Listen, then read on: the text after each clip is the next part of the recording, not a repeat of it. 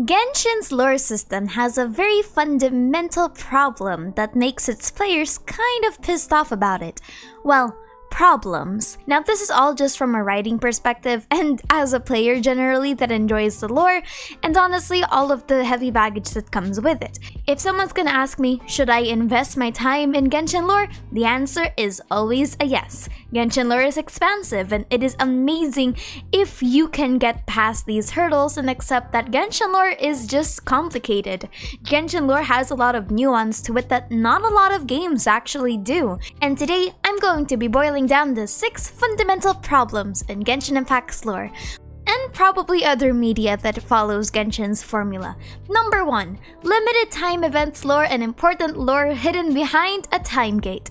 This is one of the biggest fundamental problems of Genshin Impact's lore because most of the time important events and character developments are hidden behind time-gated events. Now the problem with this one is that if you're a new player that's starting out in the middle of this story, you will never be able to experience the story as we have as a veteran player. And the problem isn't just that, oh, I'm going to be missing some primo gems, oh, I'm missing some banners. No, you are missing some fundamental plot lines that define a character. A person that only sees Albedo through his character's stories, his character quests, and his character profiles will see a different Albedo from the Albedo of 2.1, 2.3, 2.6, and literally all the other events. Xiao in the character's story and the Archon quest was kind of standoffish and had a really difficult time connecting with the Traveler. It was in the very slow process of the Moonlight Merriment Festival and the 2 Lantern Rites that Xiao really came out of his bubble and started developing as a character, which brings us to 2.7. 2.8 was another good example of this. 4 characters that may or may not have their own character stories, or at least never had to show their problems on screen, manifested into a proper storyline. The problem is that it's hidden behind a temporary event. Now, as a veteran player, a lot of people say that that's just the perks of being a veteran player, but the problem is the disparity between the permanent content versus the limited time events content. Which brings us to number 2. Contexts change over time. This is something that's very important when we were talking about visions. Visions, when Mondstadt was introduced, a lot of characters were talking about, oh, the visions were gifts from gods, oh, it was a manifestation of blessings, and then when we get to Inazuma, visions become a manifestation of ambitions that were gifted by the gods as a form of reward. And then we get to A, who actually says that visions don't come from the Archons. The reason why this is a problem is because 1 is that not a lot of people have time for this, and number 2 is that it's really difficult to actually make a substantive claim right now in the story because we don't know if that's going to change in the future. There is no such thing as an objective truth at the moment when the cards aren't laid down on the table, which is weird and really inconvenient, but at the same time it's really fascinating because it shows you just how much Genshin Impact's lore changes and just how our perception of the world changes the more that we know. Genshin's lore is purposefully vague with its semantics, so if you're going to read the lore, you're going to need to be careful with how you interpret things, and you're going to need to have a keen eye on small details. A good example of this was during Kabukimono's story, or Kunikuzushi, or Scaramouche, or Wanderer. When the Husk of Opulent Dreams was dropped, the word heart was constantly present in his lore, and at the time, nobody knew if this heart was the gnosis, if this heart was the delusion, and now that we know in the future, this heart turned out to be kind of an actual heart from a human being, but also symbolic of his vision.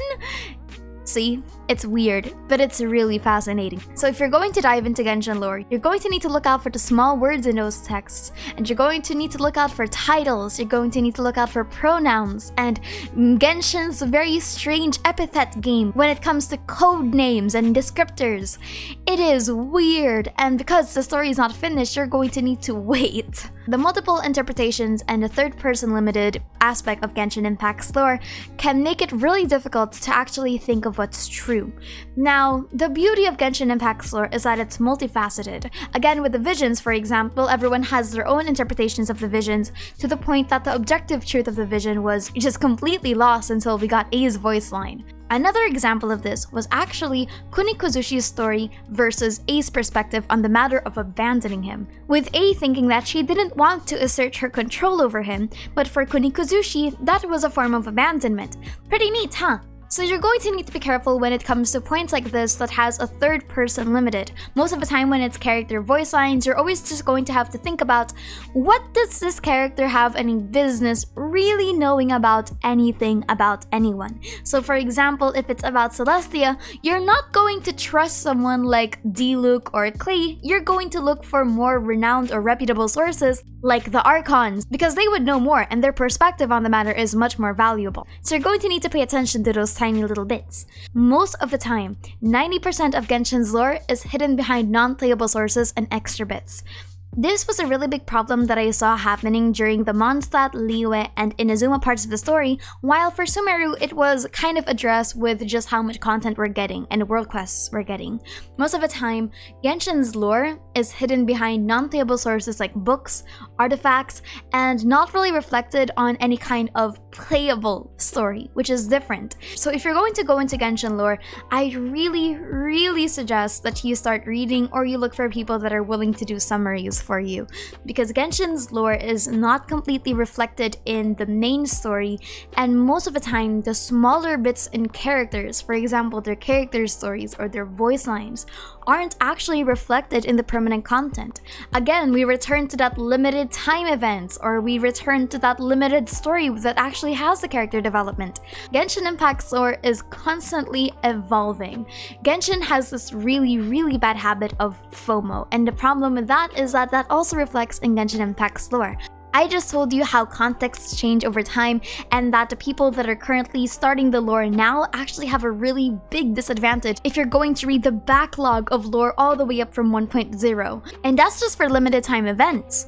It's not really a problem, but it is a warning. If you're going to read Genshin Impact lore, you're going to need to respect the fact that what you know now is not going to be complete in the future. So if you're going to read Genshin lore, I really suggest that you keep an open mind and you always respect that you're going to be wrong and you're going to probably have a different interpretation from other people, because Genshin Impact's lore is very vague, and that is completely normal.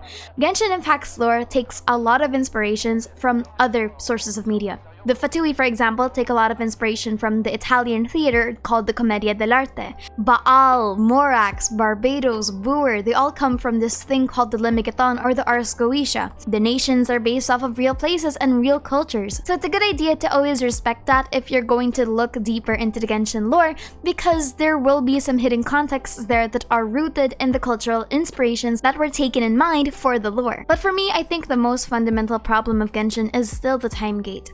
A lot of the events in Genshin Impact that are important are hidden behind limited time events. A good example of this is that if we ever get to the point that Albedo ever breaks or goes berserk in the story, most of that development was lost in 1.2 and 2.3. Or even most of the time that Alice showed up. Genshin also had that problem when Scaramouche was introduced, and he was introduced in a limited time event. But I will say this right now, the current lore state of Genshin is actually pretty good. A lot of the story is being reflected into the world quests and the exploration quests, which means that a lot of the lore is actually playable, and that's super good.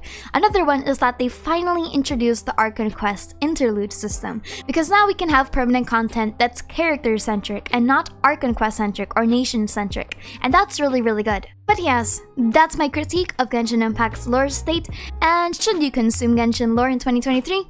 Yes, you absolutely should. Anyway, my name is Aster and thank you for chilling with me.